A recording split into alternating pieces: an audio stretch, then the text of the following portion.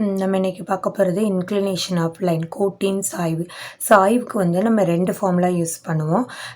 Angle கொடுத்தா m is equal to tan theta, சாய்வு slope அதோட லெட்டர் என்னென்னா எம்ஸ் ஈக்குவல் டு டேன் தீட்டான்னு ஒரு ஃபார்முலா இருக்குது.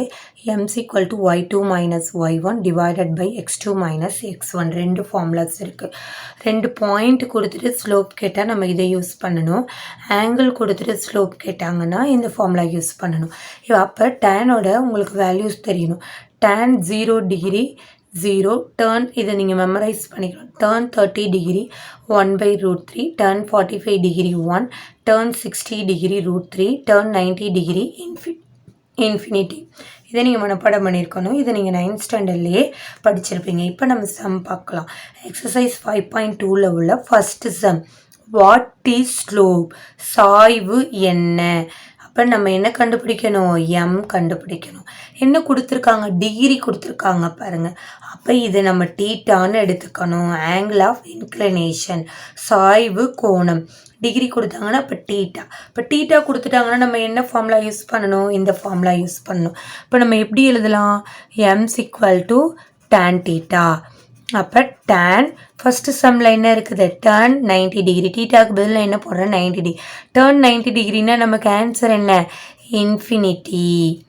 Next sum, m is equal to theta is equal to 0 degree. அப்போ எப்படி எழுதலாம்? M is equal to tan theta. இதுதான் ஃபார்முலா. அப்போ டேன் 0, டேன் 0க்கு ஆன்சர் என்ன? 0. ஆன்சரும் 0. இதான் ஃபஸ்ட்டு சம். நெக்ஸ்ட் வந்து what is inclination of line, சாய்வு கோணம். இன்க்ளினேஷன் ஆஃப் லைன்னா ஆங்கிள் தான் நம்ம கண்டுபிடிக்கணும். தீட்டா கண்டுபிடிக்கணும், சாய்வு கோணம் கண்டுபிடிக்கணும். அதை எப்படி கண்டுபிடிக்கலான்னு பார்க்கலாம். இங்கே என்ன கொடுத்துருக்காங்க? இங்கே கொடுத்துருக்கிறது அப்போ ஸ்லோப்பு கொடுத்துருக்கிறது ஸ்லோப். நம்மளை வந்து என்ன கண்டுபிடிக்க சொல்லியிருக்காங்க? ஆங்கிள் ஆஃப் இன்க்ளினேஷன் தீட்டா கண்டுபிடிக்கணும். இப்போ ஃபஸ்ட்டு ஃபார்முலா எழுதிக்கோங்க. எம்ஸ் ஈக்குவல் டு டேன் தீட்டா. இதுதான் நமக்கு ஃபார்முலா. எம்ஏ நமக்கு என்ன பண்ணிட்டாங்க? கொடுத்துட்டாங்க. இப்போ எம்க்கு பதிலாக நம்ம என்ன போடலாம்? 0 டேன் தீட்டா.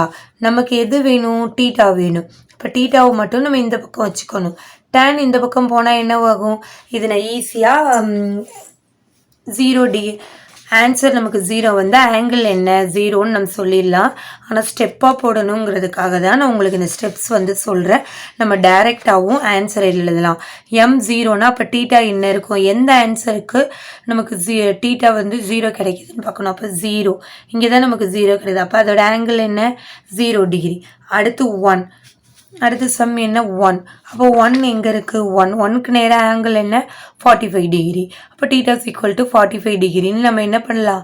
எடுத்துக்கலாம். நான் வந்து ஒரு ஸ்டெப்பாக போடணுங்கிறதுக்காக தான் இப்போ போடுறேன். இப்போ இந்த பக்கம் வந்தால் என்ன ஆகிடும்?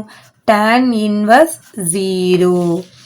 எந்த ஆங்கிளுக்கு டேனோடது 0 கிடைக்கும்? அப்போ 0 எங்கே இருக்குது? 0. இப்போ 0 ஆங்கிளுக்கு தான் 0 கிடைக்குது. அப்போ 0 தீட்டாஸ் ஈக்குவல் டு 0. அடுத்து எம்ஸ் ஈக்குவல் டு டேன் தீட்டா. இப்போ எம் என்ன கொடுத்துருக்காங்க? 1 ஈக்குவல் டு டேன் தீட்டா. நமக்கு என்ன கண்டுபிடிக்க போகிறோம்? தீட்டா. இப்போ தீட்டாவை மட்டும் இந்த பக்கம் வச்சுக்கலாம். டேன் இந்த பக்கம் என்ன போனால் என்ன ஆகும்? டேன் இன்வர்ஸ் இந்த 1 போட்டுடலாம். அப்போ 1க்கு 1 இருந்தால் ஆங்கிள் என்ன கிடைக்கும்? அப்போ 1க்கு நேராக ஆங்கிள் என்ன? 45 டிகிரி. அப்போ இதுக்கு பதிலாக நம்ம 45 டிகிரி. இப்போ தீட்டாஸ் ஈக்குவல் டு 45 டிகிரி.